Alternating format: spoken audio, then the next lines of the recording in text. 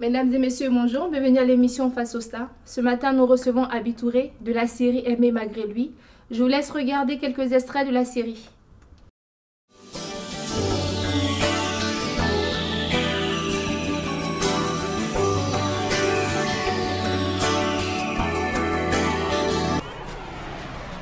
Alors, Jack, Qu'est-ce que tu veux savoir, Amanda? Pourquoi tu l'auras pas, celui-là? tu n'y comprends rien, toi. Qu'une entreprise comme celle-là, ça se gère toute seule? En tout cas, avec Jack, ça se passe très bien.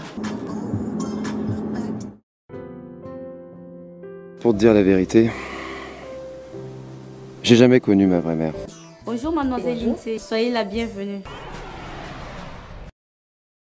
Ah bon? Abandonnée? Je croyais qu'elle était morte. Oui, morte, c'est pareil. Jack m'a demandé en mariage. Quoi? Mais... Maman! Si jamais tu gardes cet enfant, c'est fini entre nous. Je voudrais que tu cesses de voir Jacques. C'est un gentil garçon, mais il n'est pas pour toi. Maman, tu n'as plus ton mot à dire à propos de mes petits amis depuis que j'ai fini l'école primaire. Fais-toi une raison! Où est-ce qu'ils en sont, les deux amoureux? M'en parle pas. Jacques, il ne parle que d'elle. Il ne voit qu'elle.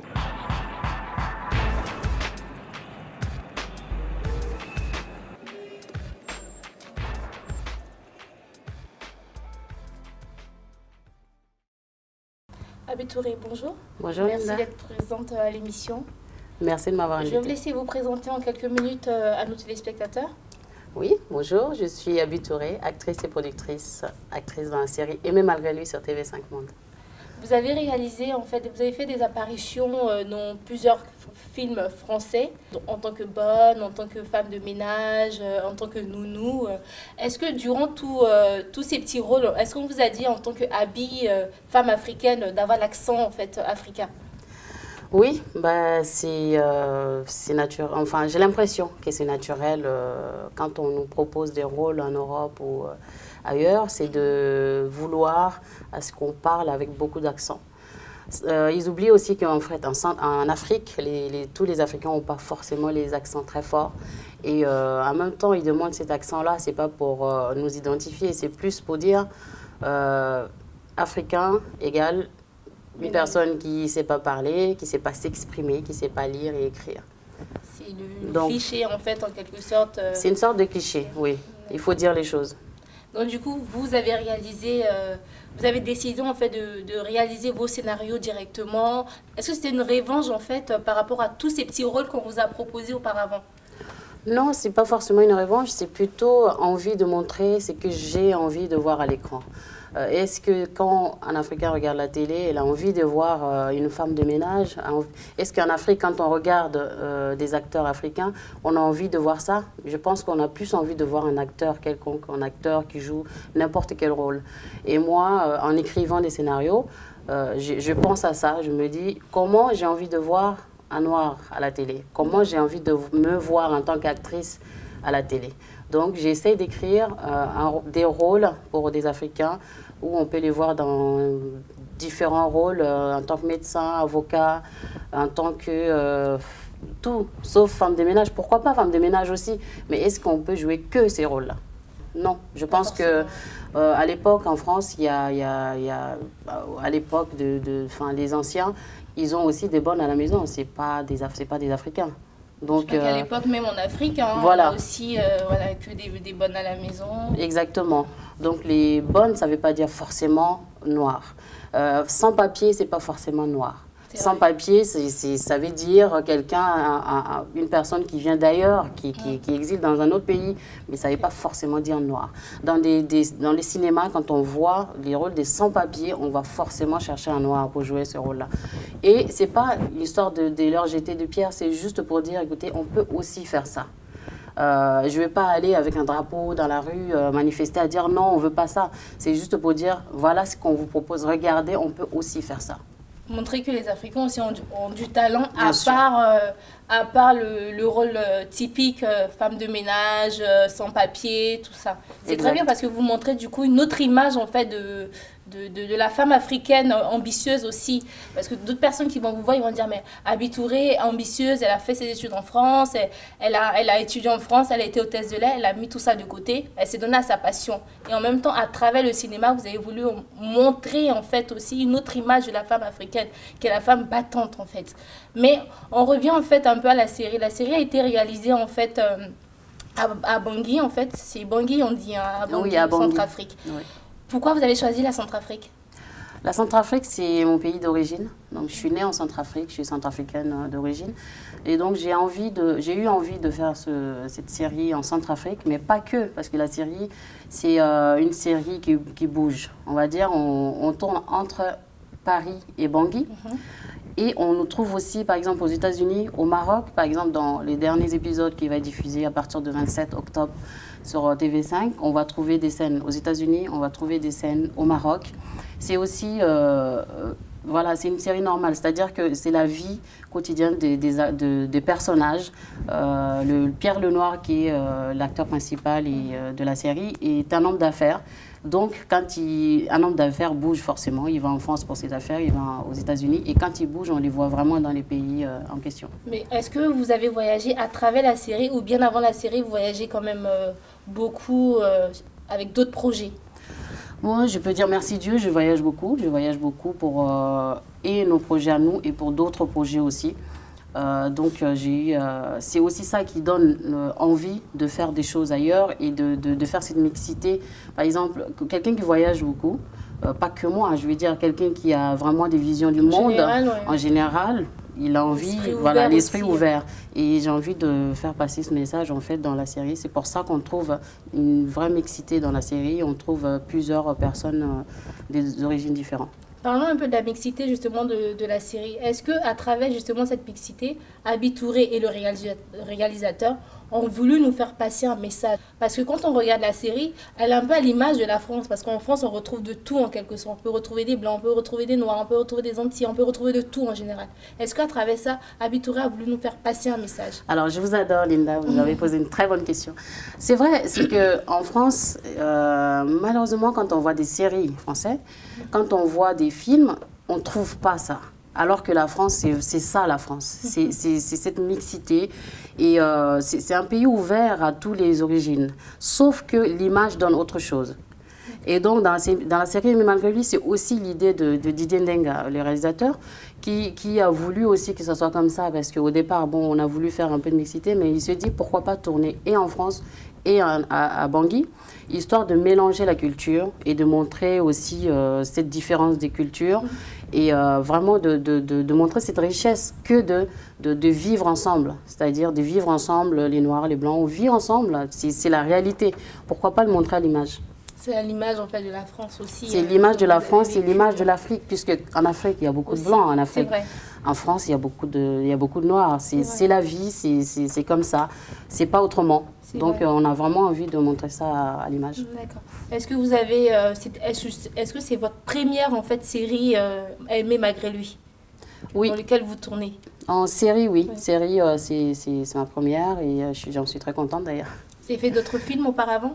Avant, oui, j'ai fait plusieurs films, plusieurs courts-métrages. Mais c'était quelques noms où on pourra vous retrouver? Oui, on peut, voilà, par exemple dans Les Oiseaux du Ciel, qui est sorti en 2007, il y a longtemps.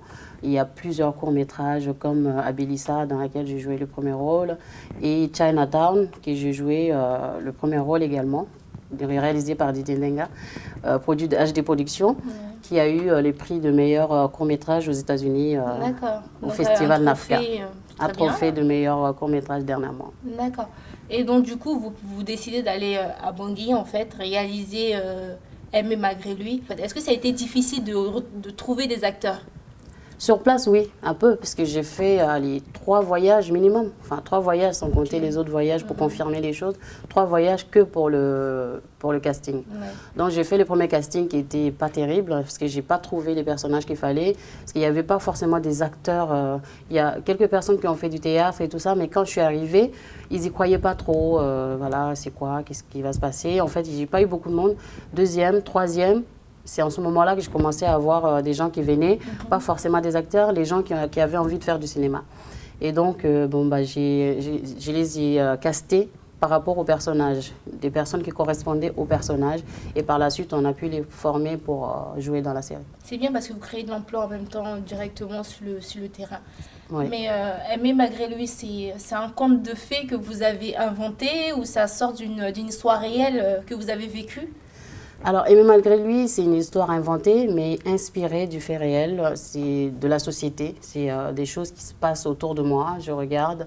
Et c'est des choses qui se passent et en Afrique et en Europe, parce que l'histoire de Aimer malgré lui, c'est une histoire d'un frère et sœur qui ne se connaissaient pas, qui se rencontrent et tombent amoureux.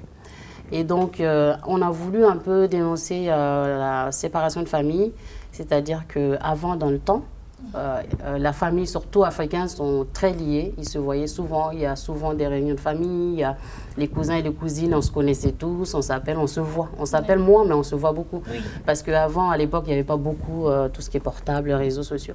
Donc maintenant, c'est différent. On se voit peu, on ne se connaît pas.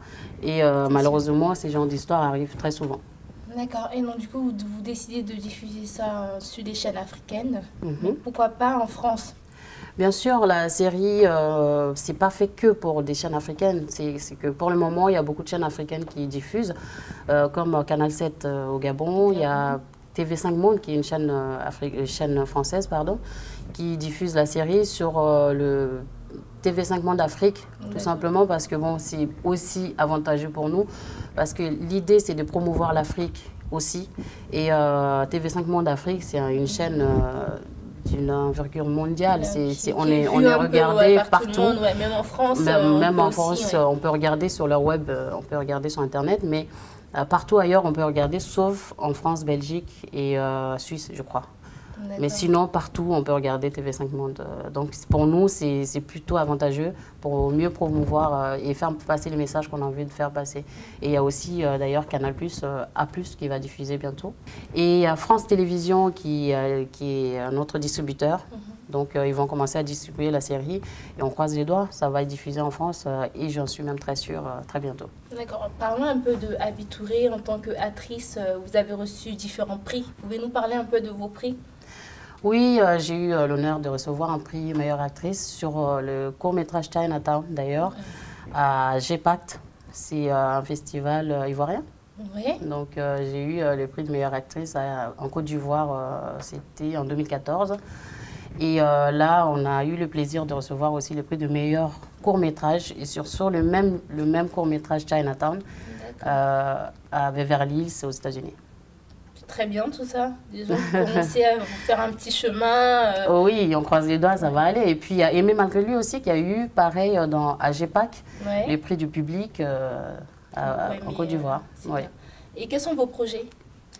Le projet actuel, on est sur 2 séries, qui est vraiment au tournage très bientôt. Une à Abidjan, c'est Au cœur du pouvoir, ça s'appelle. Abidjan. Abidjan. Avec des réalisateurs. À Yamoussoukro. À Yamoussoukro, précisément. Voilà. Est-ce que vous allez jouer avec des acteurs ivoiriens connus?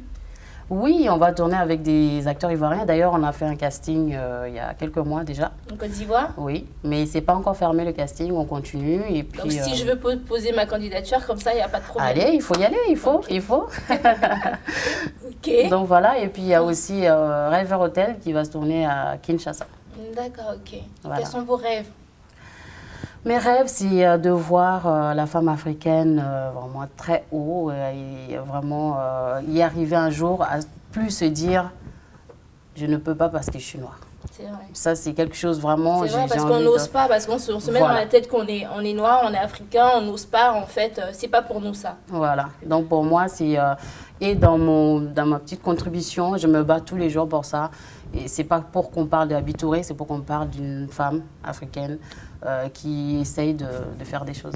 C'est bien parce que vous êtes un bon modèle en fait pour la jeunesse africaine. J'espère. Oui, parce que du coup vous êtes battante. Vous entreprenez, vous osez faire les choses. Donc c'est un très bon modèle pour nous. On peut vous souhaiter que du bonheur. En tout cas, merci d'être passé à l'émission. Mesdames et messieurs, merci parce que notre émission part à sa fin. Merci de nous avoir suivis sur Deft News. Merci et à très bientôt.